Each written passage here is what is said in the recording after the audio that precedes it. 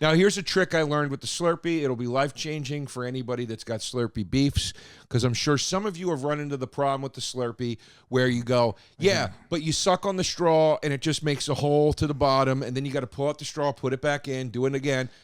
That's because you got too much air in your Slurpee. You're saying stuff so I don't have to. I have a laundry list of complaints about the Slurpee. I'm gonna put the kibosh on this right out of the gate today. Try. You got too much air in your Slurpee. Here's what you do. I've been doing this for at least 20 years now. You go in, 30 years I'd even say. You go in, you fill up about an inch into your cup with Slurpee. You take that cup, you bang it on the countertop.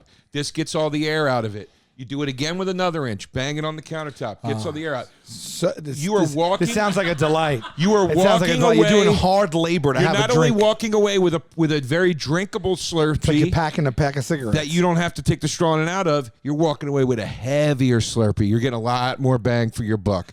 You're getting a full loaded I don't need cup. a life hack in order to even enjoy a treat as it's meant to be enjoyed. I mean, you hack every one of your treats. How many treats you put in your pocket? That's not the only problem. How many treats do you put in your pocket? You hack all of your treats. Every one treat you talk about is a hack. What do you mean?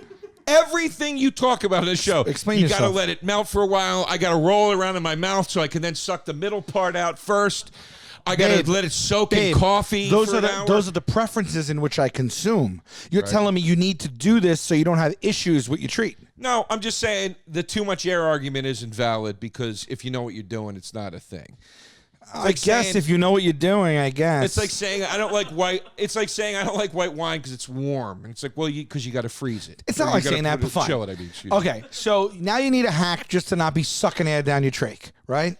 Now, how about this one? How about when you suck, because it also comes with those straws that are the width of the Holland Tunnel. Yeah. So with the little spoon on the end. You suck it on that, Remember the little spoon on the end of the straw? Unapologetic. Like they're asking you to really heave in a lot. You need some force to begin the momentum to get the Slurpee, which is already a little thick, like a milkshake, it doesn't, into that straw that is literally like a tube. No momentum. It's a tube. Now you're sucking it up.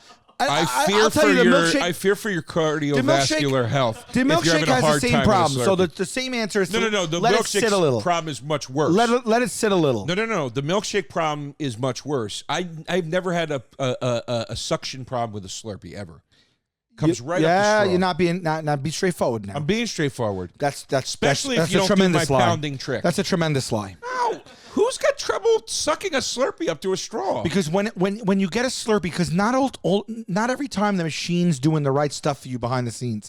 So sometimes you go and you pull and it's a watery Slurpee. Well, sometimes you go and you pull and it's a very aerated Slurpee. When you have an aerated Slurpee, no matter how much you bang, it's light and fluffy. You know, if you get a large and you pick it up, it's still light. There's a lot of fluff in wrong. that. You don't. The mechanics are wrong. You don't know the bang trick. I don't need to know the bang trick. What my point is, when you get by it like the way, that watery thing.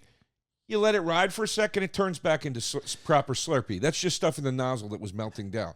That happens in every drink. Yeah. I'm talking about when the actual Slurpee machine, it's got its measurements off and it's shooting out stuff that's lackluster, at least. Then you walk away. You got a broken Slurpee machine. Why are you drinking a Slurpee? I mean, if you want to make it that simple, but I'm just telling you the problems that Slurpees present. Imagine I want a Slurpee. I'm thinking about it all day. I screech into a parking lot, parallel park, first try. My spirits are high. I walk in. It's a sunny day. You're not having problems with milkshake? Snapping some gum in my mouth. I go up to the Slurpee machine. It's no good. You tell me you're not having milkshake problems? You're not having milkshake? Why I got a milkshake? First of all, your yard's full of boys, okay? First of all. How long have you been waiting to drop that on me? I just even wore a shake shirt. I thought of it just now. No, you got milkshake problems. Strawberry shake. Is it an issue when it brings every boy to the yard? I mean, does a Slurpee do it? Does a Slurpee do that? Common milkshake problem. Common milkshake is the only thing that brings every boy to the yard. Taste buds. They coming to the mic, talking about the food they hate, talking about the food they like. Two fools gonna fight, but only one food can be right. Taste buds, man, yeah, they coming to the mic. I'm talking taste buds.